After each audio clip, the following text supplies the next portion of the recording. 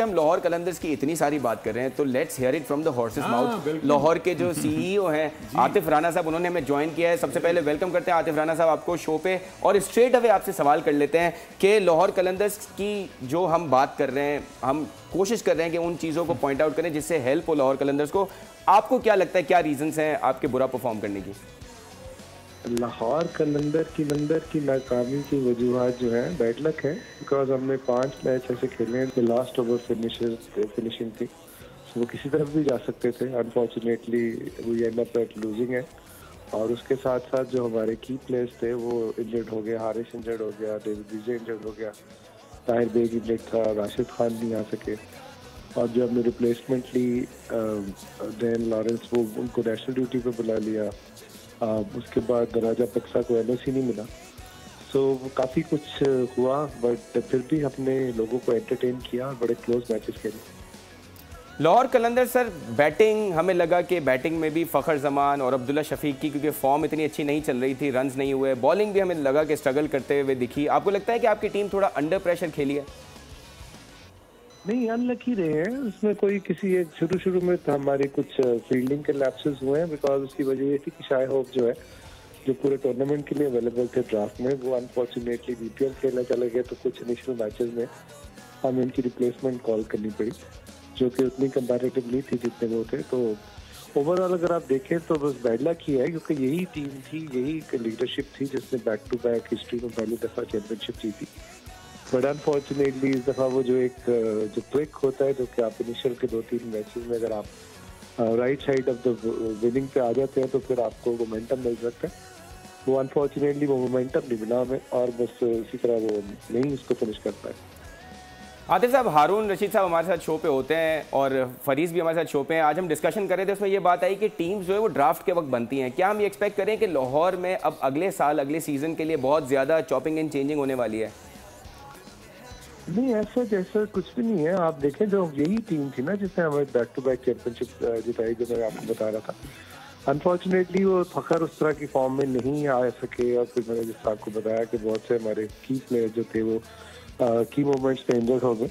सो मेरा नहीं ख्याल कि हमें वहाँ थोड़ी बहुत जो हमें गैप्स जो हम आइडेंटिफाई करेंगे उसको फिल करने की कोशिश करेंगे, बट ओवरऑल ड्रास्टिक चेंजेस मेरा नहीं ख्याल कि ऐसी कोई चीज़ है। अस्सलाम वालेकुम आतिफ भाई, जिस तरीके से मैं जरा आतिफ भाई से बात कर लूँ। आतिफ भाई यार, वैसे एक चीज़ मैं आपको बताऊँ, जो आपकी जो आवाज़ में जो मैं जोश खरोश देखता था ना, जिस तरह आपकी टीम की आज बॉडी लैंग्वेज मुझे नजर आई थ्रू आउट टूर्नामेंट में, कि आप मुझे इस तरह मुझे जो नज़र आ रहे हैं ना, ये मुझे अच्छा नहीं लग रहा। आपकी तो मैं हमेशा वो लाइवली आपको मैं देखता था, चाहे आप हार रहे हो या जीत रहे हो, लेकिन आज आपकी आवाज़ में वो दमखम नहीं है। प्लस शाहीन शाह अफरीदी की परफॉर्मेंस का भी बता दें कि शाहीन शाह अफरीदी जो है, उनकी कारकर्दगी से आप कितने कॉन्फिडेंट हैं? देखिए, डेफिनेटली जब आप जीत आपके साथ नहीं होती तो बहुत से क्वेश्चन मार्क्स लोग आप पे उठाते हैं, और उनको कोई ना कोई उसको लॉजिक और रीजन चाहिए होती है। बट समटाइम्स आपका नहीं दिन होता, आपका नहीं टूर्नामेंट होता, तो आप जो मर्जी कर लें, आप उसको नहीं जीत सकते। बट शाहीन की कैप्टनसी का जहाँ तक सवाल है, तो जो काम क्रिस गेल नहीं कर सके, अजहर अली नहीं कर सके, ब्रेंडन कलम नहीं कर सके, विलियम्स नहीं कर सके, हाफिज भाई नहीं कर सके, वो शाहीन ने ना सिर्फ करके दिखाया बल्कि उसको रिटेन करके भी दिखाया। तो अगर एक दफ़ा चले आप कहते हैं कि जो फ्लूक में जीत गए, लेकिन बैक टू बैक चैंपियनशिप जीतना आसान नहीं होता। और इस दफ़ा अनफॉर्चुनेटली हमारा सीजन नहीं था उस तरह, और ना ही लक ने हमें फेवर किया, तो उस वजह से रिजल्ट नहीं आ सके। बट आपने देखेंगे टीम ने फाइट प्रॉपर की। अगर 5 मैच में हम लास्ट बॉल फिनिश हो रहे हैं, तो इसका मतलब है कि टीम जो है वो अच्छा शो पुट अप कर रही है। बट अनफॉर्चुनेटली वो जो जिस जीत की हमें तलाश थी वो थोड़ी देर से जाके मिली। 2 बार लाहौर कलंदर्स जो है वो टाइटल जीता है। उससे पहले लाहौर की परफॉर्मेंसेस ऐसी इतनी अच्छी नहीं होती थी। आपने बॉटम ऑफ द टेबल पहले भी 5 सीजन में फिनिश किया है, लेकिन आपको लगता है कि 2 बार जीतने के बाद आपसे एक्सपेक्टेशन ज़्यादा थी, और अब इस बार की अगर हम पूछे आपसे कि क्या रीजंस हैं हारने की, तो क्या बताएंगे आप? नहीं, देखिए, फॉर्म में तो थे, वही मैंने आपको बताया ना कि अगर वन साइडेड मैच हुए होते, मेरा ख्याल है एक आध मैच के अलावा बाकी सारे हमारे जो है वो लास्ट बॉल या लास्ट ओवर फिनिश हुए। तो खिलाड़ियों ने अपनी मेहनत भी की और 100% भी दिया, बट अनफॉर्चुनेटली वो जीत हम अचीव नहीं कर सके। उसकी क्रिकेटिंग रीजंस के अलावा जो है, ऑब्वियसली कभी कभी आपकी लक भी आपको फेवर नहीं करती। नहीं तो यही टीम थी जिसने बैक टू बैक चैंपियनशिप भी जीती। तो देखिए इंशाल्लाह नेक्स्ट ईयर जो है वो भरपूर तैयारी के साथ वापस आएंगे और जो थोड़े बहुत लैप्सेस हैं उनको फिल करने की कोशिश करें।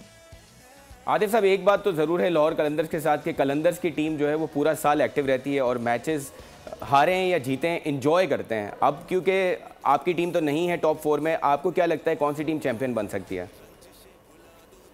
देखिए सारी टीमें अपनी टीमें हैं, कोई भी जीत पाकिस्तान की होती है। सारी कंपेटिटिव टीमें हैं, ये कोई मतलब ऐसा नहीं है कि जिम्बाब्वे ऑस्ट्रेलिया से खेल रही है।